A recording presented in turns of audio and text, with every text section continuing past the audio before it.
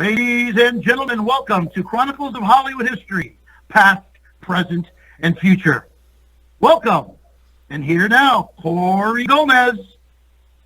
All right, everybody, welcome. And I am joined for a superhero discussion tonight by a very special guest, Gregory Sugar Shane Hurricane Helms. Thank you so much for coming on. I've been following your career since you were, actually, I saw some stuff of you when you were in Omega, some on the old videotape days. Well, I appreciate it, man. You can call me Shane for short. You don't have to.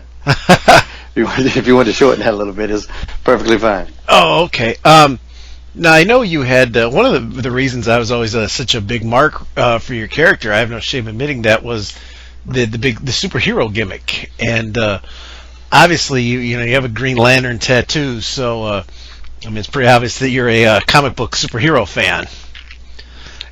Is Green Lantern? Yeah, no doubt. Is Green Lantern your favorite hero of the bunch?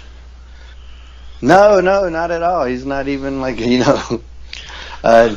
never really was. But I like the idea of willpower. The concept of willpower behind the Green Lantern was what I liked about that character, and that's why I got the tattoo. I was originally going to get the Kingdom Come version of Superman. Oh, nice. Logo first. And my tag team partner that I was teaming with, Mike Maverick from the Serial Thrillers back in the Omega days, if you remember him, like a week before I was going to get my tattoo, he goes and gets a Superman tattoo on his arm. And I was like, man, we can't be walking around with matching tattoos. Plus, he's like 6'4", 6'5", 280. And I was like, what? I'm going to be Superboy? So then I was just thinking, and I was a small kid when I was, back coming up through school, and smallest weight class on the wrestling team, smallest kid on the football team, until once I got out of high school, obviously I grew, but back in those days I was real small. And willpower just kind of fit my life story, because I did have to will my way through certain situations. And so I like the concept of willpower that, more from the Hal Jordan version of the books.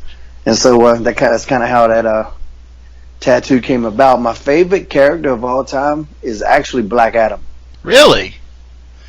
What I find really funny I was all into Egyptology and stuff, and mythology as a kid, and so that kind of led me to the Shazam books. But especially when I was younger, Captain Marvel was really hokey. Even when I was young, he came off hokey to me. And it never really made sense that he could beat Black Adam. Like, it was kind of the same thing that happened to me, like when Hogan beat Randy Savage at WrestleMania 5. Like, it just pissed me off, and I became a heel fan. You know what I'm saying? I hear you laughing, so you know what I'm saying? I do. And so that was kind of, even before the Savage thing, it happened to me in comics with Black Adam, because there was never a story where I was like, how are they beating this guy? He should be beating the hell out of everybody. And so, it was really poor writing that I was angry at, not understanding that at the time, but just the involvement of that character throughout the years. And actually, now fast forward back into my WWEF career, I go on Jeff Johns' message board, and anybody that knows comics, you know who Jeff Johns is. If you don't, then you don't really know comics. So this is message board days. So I go on his message boards, and I go, give Black Adam a push. And I signed it to Hurricane, Shane Helms. And so now I'm getting all these messages, you're not the real him, you're not the real him. And I've had a webpage longer than any wrestler out there. I said, go to ShaneHelms.com right now. And I go put it right on the front of the page. Give Black Adam a push. Did he respond? And, yeah. But we've actually stayed in touch a little bit here and there. He's obviously a busy guy, and I'm not one of those guys that bug people too much, but I see him at the cons and stuff, man, and he really tore it up, and he started using Black Adam. And I'm not saying he did it because of me, but the timing is suspect that he did start using Black Adam really well in the Justice Society books and future stories going on forward. He's still such an untapped character, and now that The Rock, my main nemesis. I was just going to say, I can't get that out of my head. I keep thinking of The Rock now. Are you going to support this movie? Oh, without a doubt. Now it's going to be, man, I'm going to be there opening night. Because I wore a Black Adam shirt on WWE TV. Back in those days, we could wear whatever, because, especially if you didn't have merch, you could wear some stuff. And so it's actually how I became friends with a lot of the guys in the offices at DC Comics, because I was wearing that Green Lantern shirt on TV a lot too. Now they got this guy on Monday Night Raw every Monday, wearing their merchandise. Yeah. And so it started helping their sales. And so they just started giving me all kinds of swag, free books, statues, merchandise and all kinds of stuff. So it kind of worked out for me too. I gotta know. I just gotta know between you and The Rock, because the backstage segments were so funny. Did you was that written for you? Did you guys just make it all up? A lot of it was just made up. I know he had the hamburger line in his back pocket. I didn't know that was coming at me. But we would help each other. When he pulled out the phone and said, "Hey, it's nothing," he says he knows you. That was actually my line. I gave it to him and said, "Here, say this." We just wanted a good segment, and I knew I was getting a rub from one of the biggest stars in the game, so I didn't mind giving him a zinger against me. And I've done that several times in promos. I'll come up with somebody's line that's, a jab at me, but I know it's a good line, so I say, "Here, say this instead," and I'll react. That's just part of being a pro. I loved when you added the extra touch where you were the ace reporter, Gregory Helms, in the back, and you even had the little press thing. I thought that put it over for me personally as a comic book nerd, that put it over the top for me. Yeah. And I love the thing too, and it's still funny. Some people didn't catch on that we did the joke of Clark Kent because everybody knew it was me, but I didn't know they know. Yeah, and the only person that didn't know was Ric Flair. The Ric Flair was the only person that he was the only one, because he would cut a promo on me as Gregory Helms. "You tell Ed Hurricane that I'm gonna find him." And then I would leave, and I think it was like Triple H was like, "That's really him, right?" He's like, "Huh?" So. What do you? This is what what did you think of the Green Lantern movie? That was drivel. Yes, it was. I wanted to punch the other people that were in the theater, just because I knew they were suffering with me, and we should all physically suffer as well as mentally. Yeah, what do you think of DC's cinematic universe so far? I didn't hate Batman versus Superman. I didn't hate it, but they just crammed too much. You got the Doomsday storyline, and you got the Dark Knight storyline. But the reason the Dark Knight storyline didn't work in that particular aspect is because in the books we had years and years and years of buddy Superman and Batman. Mm-hmm. So then when they finally fought in the Dark Knight, okay, there was build up. This movie, it was like they were never buddies, and they just enemies right from the giddy up. So there was a big step that was missing. We missed the world's greatest team up, or whatever that book was called, World's Greatest Detectives. We missed the team up of Batman and Superman all those years, and then finally there was a conflict that made them fight. But I also think that story is always stupid. I think because you got to do some real contrived storyline to make Superman weak and Batman super strong, because Superman kills him in a second. Yeah. He's got laser vision. It's over that fast. Because he could burn through that armor. Convoluted storyline to make sure Batman wins, because otherwise it's silly. So I've never been a fan of that story anyway. But I did like the movie. I thought Wonder Woman was great. They did good with that. They just tried to do too much, and that hurts movies. Marvel's taking their time. You can tell they got a schedule. They're taking their time. I never in a million years thought there would be an Ant-Man movie, and if there was, I would never think it would be good. No, but it was Guardians of the Galaxy is a horrible comic book with the Nova and everything, and the Nova Corps, and that movie was entertaining as hell. Yeah, it was great, and they did a really something cool psychologically in that movie with the heel. Because what some movies do is they make their heroes so cool, Star Wars being the prime example, where Vader was cooler than everybody else in the damn movie, that sometimes in these action movies they make the villain so cool that you kind of want to like him. Mm-hmm. But with Ronan, all his deeds were kind of done off screen. You would hear about him, and they would speak about some of the things he'd done, but you never really saw him do shit. Until he fought Drax, but at that point Drax was a big babyface, so of course you're going to boo him. So they did something really cool psychologically with him as a villain, and not trying to make you like him, because I always like it when you hate the villain, as opposed to the tweeners, which, that's what's missing from wrestling today. We got no villains. We just got everybody's a tweener or wants to be a babyface. Nobody wants to be hated and reviled. I tell you, and I've said it before, the one wrestler that I hate, I think he's a great villain. If you know him, because, please pass this info along to him. Johnny Morrison, Johnny Mundo, Lucha Underground. I hate him. Me and my son throw garbage at the screen when he comes on. Well, why do you hate him so much? I think he just plays the part so good. He's cheating. He's using a gang of 3 people to beat up a woman, for God's sake. Yeah. Yeah. See, stuff like that works. You gotta. It's so hard to do in WWE with their PG, which is very, very /G culture. It's hard to get out there and just do things to make that crowd hate you. We got a little bit of an advantage in TNA that we don't have that restrictions, and we can kind of go a little bit more edgy. But it's still, I think we got room. Like, man, let's have people that they hate, and that's what I try to do as a manager. I want them to go out there hating me. I don't want them to be buying my T-shirts and buying merch. I want them to hate me so much that they want to fight me. And when I did my Gregory Helms run in WWE, there was a couple episodes of fans running in the ring on me, hating me so much, and I had to put them down. And that's real heat that's just missing these days. It's just non-existent. No, especially we were just at a Raw not that long ago, and you don't really.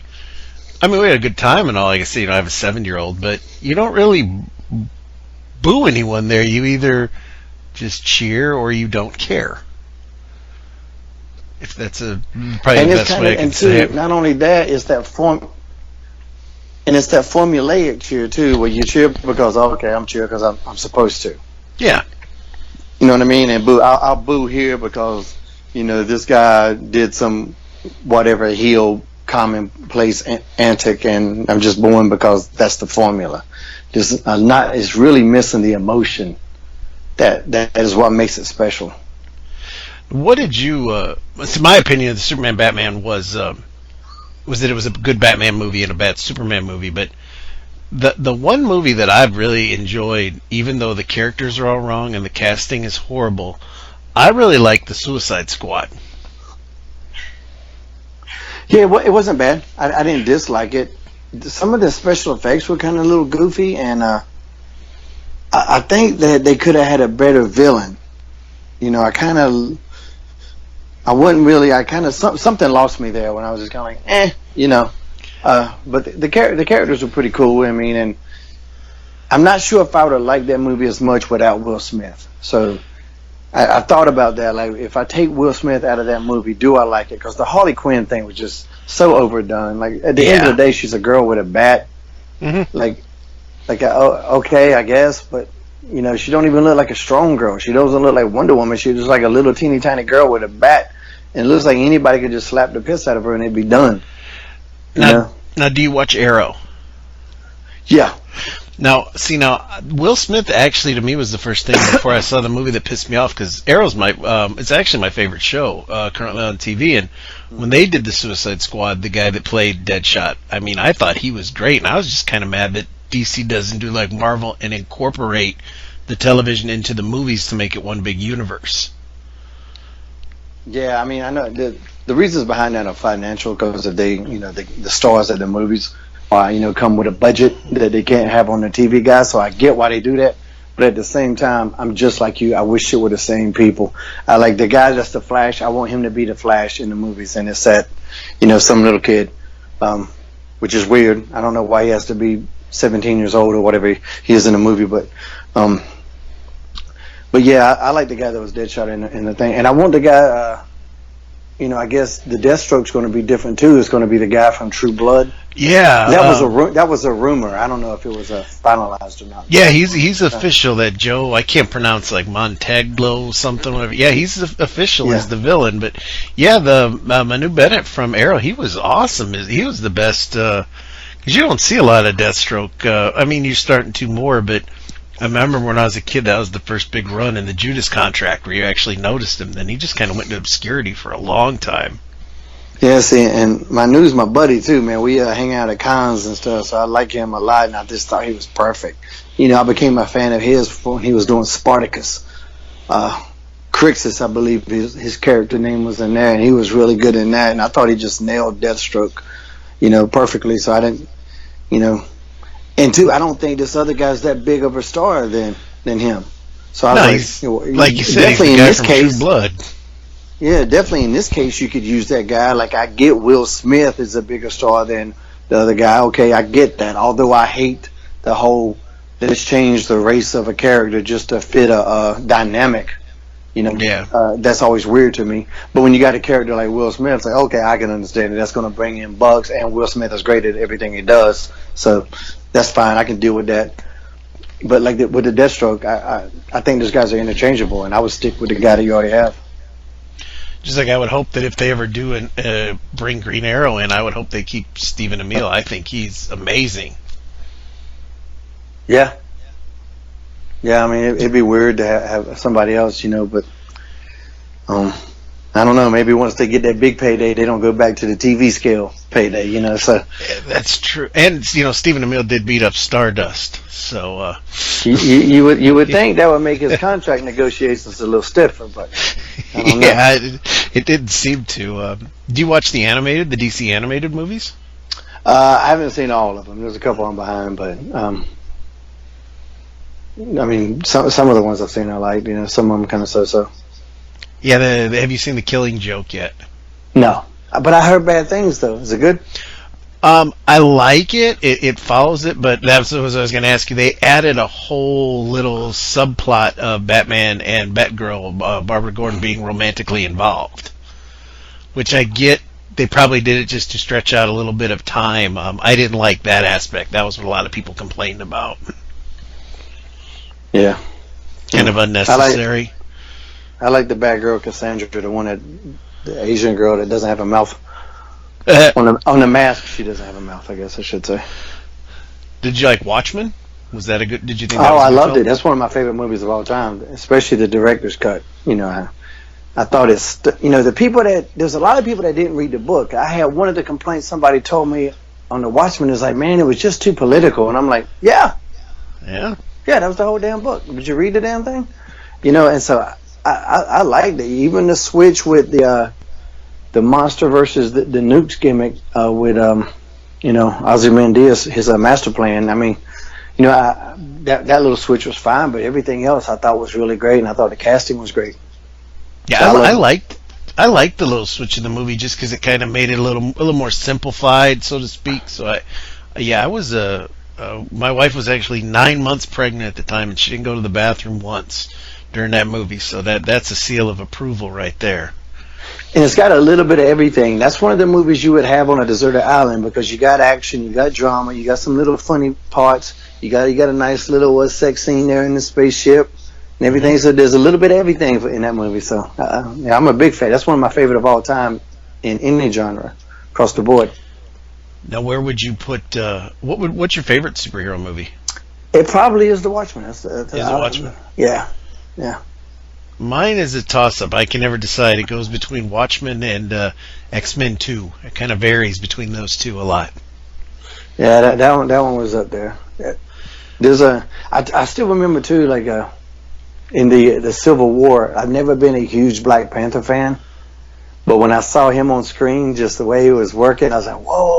All of a sudden, like now I love the Black Panther. He's like one of my favorites. Like he just in the books, he was just like whatever, just kind of there. But when you see him in screen and in that movie, he just became cool as hell. So, who's your favorite Punisher? Man, the guy that's doing Daredevil now. Yeah, that's he looks good. But they rushed through one of my favorite Punisher storylines ever. Was that story he did with Daredevil, and they touched on it in that series. And there was a scene where the Punisher has Daredevil tied up, and he's got his gun, and he's going to shoot somebody in the head, some villain, and he's telling Daredevil, "You can stop me, but to stop me, you're going to have to kill me." Because I'm gonna shoot this guy in the head, and he's like, "What kind of choice is that?" to stop you from killing somebody, I'm gonna have to kill you. What kind of choice is that? And the Punisher's like, that's the kind I make every day. Like, just that right there, that was the soul of the Punisher. And in the book, I remember seeing it. Wow, that's it. If you ever needed to explain the Punisher, you show them this book and they'll get it. But they rushed through it in that TV thing, man. I was like running around my house screaming like, no, reshoot that scene. And you need to emphasize that line, that's the kind I do every day. They missed a good opportunity with that, but I thought they still did really well. I don't know the guy's name too, but whoever did Punisher Warzone, I thought did pretty good. Oh, see, here's my least favorite. Jones is his last name. It's not Vinnie Jones. It's it's Ray Stevens. Ray Stevenson. Ray the Crippler Steve. I just think that movie was okay. The one with whatever the other dude's name was, I wasn't into that one at all. The one Kevin Nash was in, yeah, the one with Thomas Jane. See, now I thought that was the best looking of all, but to me, probably the most fun of the three, I gotta say, is the one that Dolph Lundgren did when I was a kid. I think I'm about to hang up right now. I think I'm done here. You didn't like that one? Hell no. I'm gonna tell you what I think was the Punisher movie. If you've ever seen Man on Fire with Denzel Washington, that's the Punisher right there. Just that whole story of him once he gets pissed off, and now people got to die, and it's serious, methodical business. That's how the Punisher should be right there. Not out making buddies with these nerds and dorks and all that kind of shit like Thomas Jane was doing. That's not what Punisher did. He went off on his own and just destroyed every damn body. Like, Man on Fire is the Punisher. Now, I know you obviously watched Daredevil, so you liked the show. What'd you think of the original Daredevil, the Ben Affleck film? Oh, it's terrible. Now, I thought it was so bad, too, that I hated the casting of Kingpin, and I'm a huge Michael Clark Duncan fan, too. Michael Clark Duncan. But I thought he was a terrible Kingpin. It was terrible casting for him, and he was so bad. That's why I was worried about Batman. I think a lot of people felt the same, just how bad that Daredevil was, that, Batman was going to be bad because of him, but I thought he did great as Batman. But I thought his girlfriend there is Elektra. I thought she was rotten. Just the story was rotten, the plot was rotten, the dialogue was there was nothing really that redeeming about it. And Colin, whatever the hell his name is, Farrell. Colin Farrell. He wasn't terrible, but he was probably the least awful thing in the movie. Everything else was drivel. It's my word of the day. Okay, what about Ghost Rider with Nicolas Cage? I personally liked the film. When he turned into Ghost Rider, yeah. The second one I didn't like. That was pure crap. Like when his head was on fire, fine. Any other time, you got to look at Nicolas Cage on the big screen, and that's hurtful. No love for Nicolas Cage. That is not a good-looking human being. I'm gonna tell you. Well, he looked better as a skull with his head on fire. That has to tell you something. Did you like Iron Man 2? That's the one that I personally don't like. All the Iron Mans. Was that the one with which one had the Mandarin? That was 3. That was 3. Who was the villain in 2? 2 is Whiplash, Mickey Rourke. I don't remember disliking it. It was fine. I don't remember disliking anything about it. Mickey Rourke's kind of I think my kid just took a bump. Mama take care of him. How old's your boy? I got 10 and 4, so. Okay. They're in there suplexing each other and shit all the time, so ain't no telling what's going on. Now, are they into superheroes? Oh yeah, they got capes and wrestling belts and masks and everything. So they're basically me as little kids. What do you think of Legends of Tomorrow? I love it, man. When Adam turned gigantic, and they did that before Ant-Man turned gigantic in the Avengers or Civil War, whichever one it was. The dude that's the Adam got turned gigantic in that one. I remember marking out for that pretty good. It's pretty cool. Firestorm is one of my favorite characters, and so it's always cool to see him on there. He looks great too for a TV show. That special effect looks awesome. Yeah, they do okay with that stuff. The one guy from Prison Break, he doesn't seem to have a lot of range as an actor. Well, which one, Heatwave or Captain Cold? Heatwave. But even Captain Cold, they both talk the exact same no matter what's going on. They got this, let me just have no emotions, and somehow that's a great character. I'm not sure what they're going for with that, but still, they're fine. when the Hawkman and Hawk Girl and all that stuff, man, I think the special effects, about for a TV budget, they do pretty good. And the stories are pretty cool. You know, when they did the one with the Justice Society, you know, I marked out for that a little bit too. There's some big rumor that they're going to do something the end of this year where Diggle from Arrow is going to become the new Hawkman. I don't know if that's true, but I don't know how that would work. I mean, you can make anything work in the realm of time travel, so. Yeah, I don't know. That sounds silly. That alien invasion storyline they did with the crossover with Flash and Arrow, that thing was cool as hell. Yeah, I did like that a lot. Except for Supergirl's heat vision is blue. That shit I ain't understand. I can't get into the Supergirl show. For some reason, I have a very hard time with that one. And I'm a big Martian Manhunter fan, but I just can't get into that one. He really looks like a Martian, like, even without makeup. In his human form, he looks like he could be a Martian. I like it. It ain't too bad. In the beginning, the first couple of episodes, it was real hokey. It was very 90210-ish, where since it's a female, she's got to have all these emotional problems. I was like, come on. Still, at the end of the day, it's Supergirl. She's got to be tough. You know, she can fix her problems very easily. And so in the Alien crossover, that Alien Invasion crossover, you know, she stood out really good in that one. So they did her well for that. You know, it ain't bad. It's not nothing I'll cry if I miss an episode, but it's good. Now, if you ever thought about, have you ever tried to audition for one of the superhero roles? No, I was actually going to be, called out to read for Gambit in X-Men 3, but the creative team left to do Superman Returns, and so I lost that little spot. But I had dinner, like I went to the set of X-Men 2, one of your favorite movies, and so I was having dinner with the writers and the head producer, and he was asking me where I was from. And people say New Orleans all the time, but I'm from North Carolina my entire life, but I get New Orleans probably 90% of the time when people guess where I'm from. And so he goes, well, you sound like Gambit. And I go, I could be Gambit. He goes, do you want to read for it? And I go, yeah. He goes, well, cool, man, we'll set that up, man. He goes, you could be Gambit. And it was just like I was there with my buddies, and we were all like not trying to oversell, but at the same time creaming in our panties a little bit. I was like, man, am I going to be Gambit? You know, so... a lot of excitement and anticipation, and then the team left to go do Superman, which sucked. And how come they never made a Hurricane movie? I actually wrote a semblance of a script, not a script. I guess it would say more of an outline for a animated movie, and had some artwork done. And at the time, Vince thought they were real expensive, and he's like, "Well, animation's like really expensive," and I'm like, "It ain't no more expensive than this bullshit WWE movies y'all putting out." You know, but I think he just had a weird idea about them, and they weren't interested at that time in animation. You know, fast forward now, and they're doing shit with Scooby-Doo and the Jetsons, and so they're definitely missing out. Yeah, I just watched with my son the Scooby-Doo race movie thing, which was it's kind of always been neat to me though to see all the wrestlers doing their voices, because I remember as a kid watching Hulk Hogan's Rockin' Wrestling, and it was all different people doing the voices. I was always very disappointed in that. Yeah, I know. Well, see, I'm a big mark for the old El Santo movies. I don't know if you're a fan of the Lucha Libre movies, and that's why I was like, why don't they just make like a Hurricane movie, and like you get was that in Hurricane? English?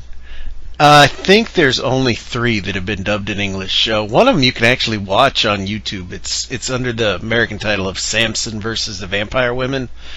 And it was always Santo, and he wore his wrestling mask, and he fought he'd fight criminals, but a lot of times he'd fight the Wolfman or Dracula or Frankenstein, and he would use his wrestling lucha libre moves on them.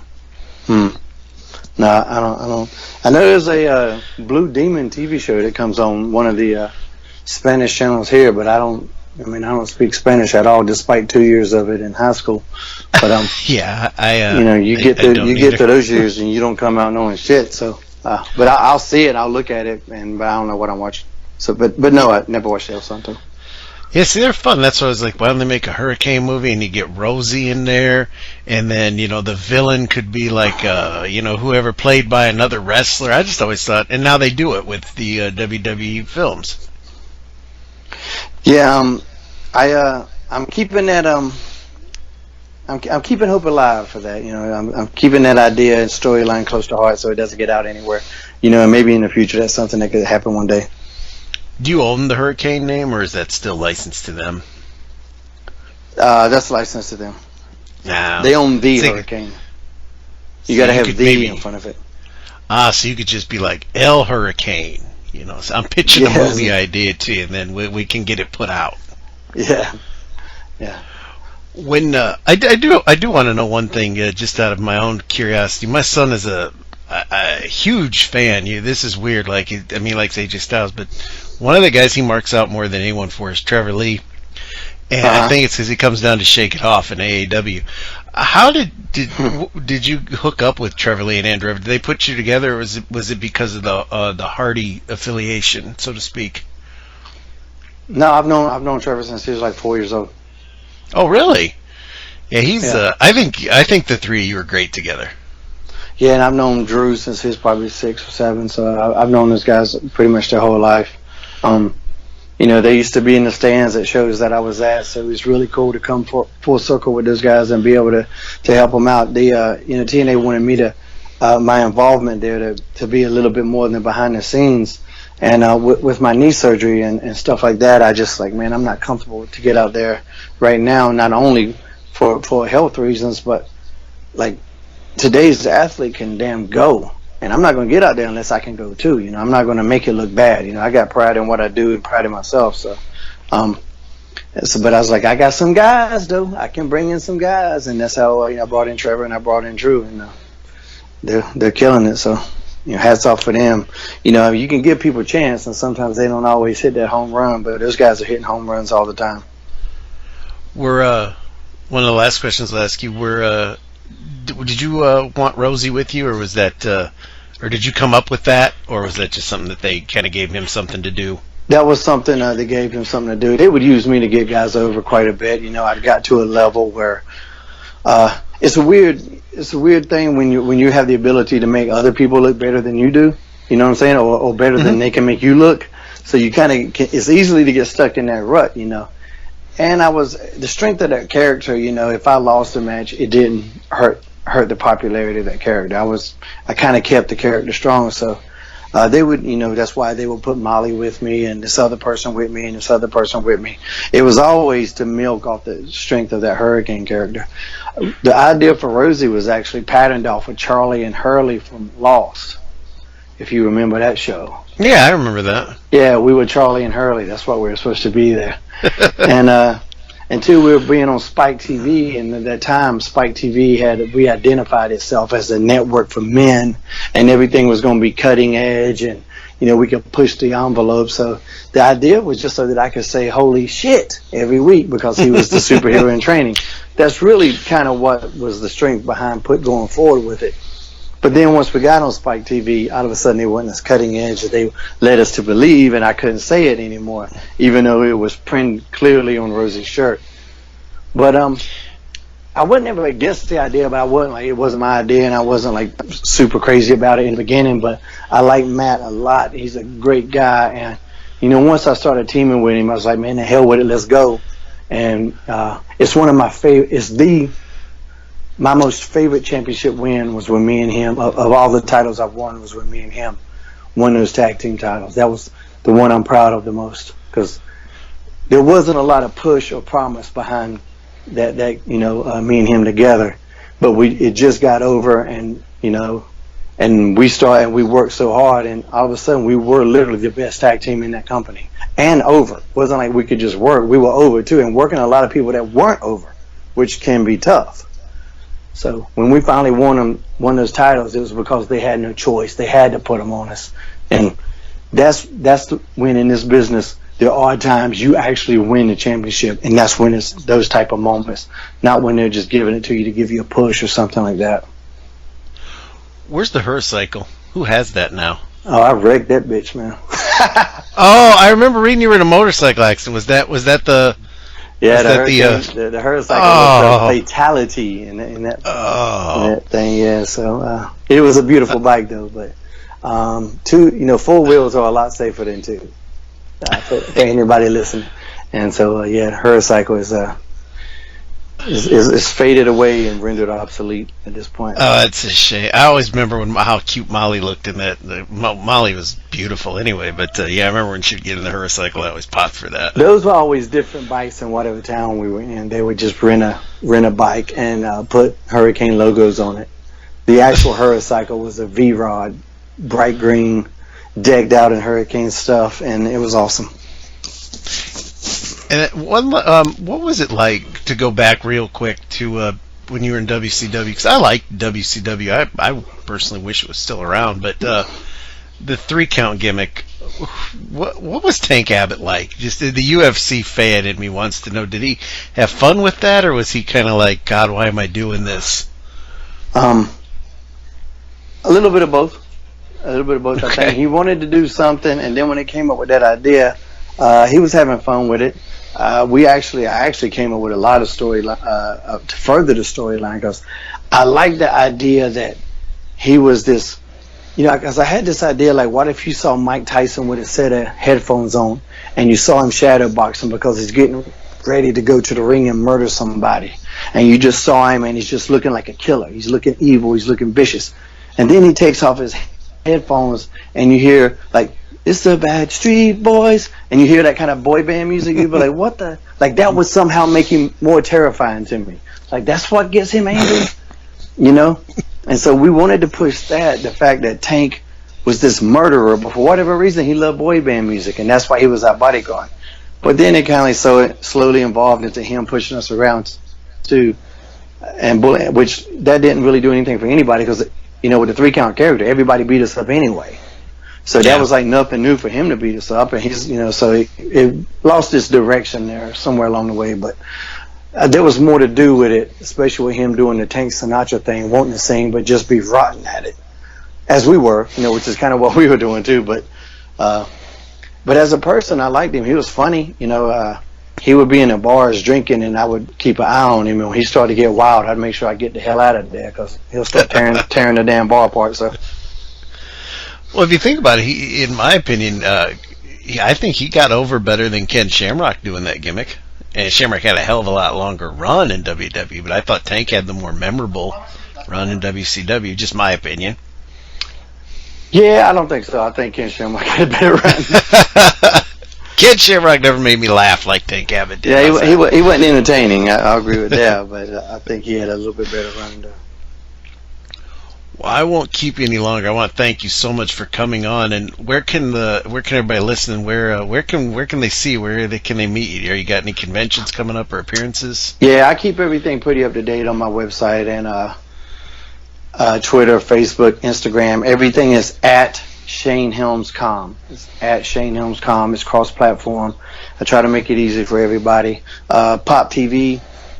Thursday nights at 8 p.m. is where you can catch me with Impact Wrestling. But other than that, at ShaneHelmsCom is the way to go. Well, once again, I want to thank you so much for coming on. And the next time we do a Comic Super Show, I hope we can maybe persuade you to come on again. Oh, man, you never know. You never know. I could be talked into anything. Oh, well, I'm gonna try that then. So I've got your number now. So. All right, sounds good, buddy. Thank you for your time, ladies and gentlemen. You have been listening to the Chronicles of Hollywood History. Thank you from Gomez Richmond Productions.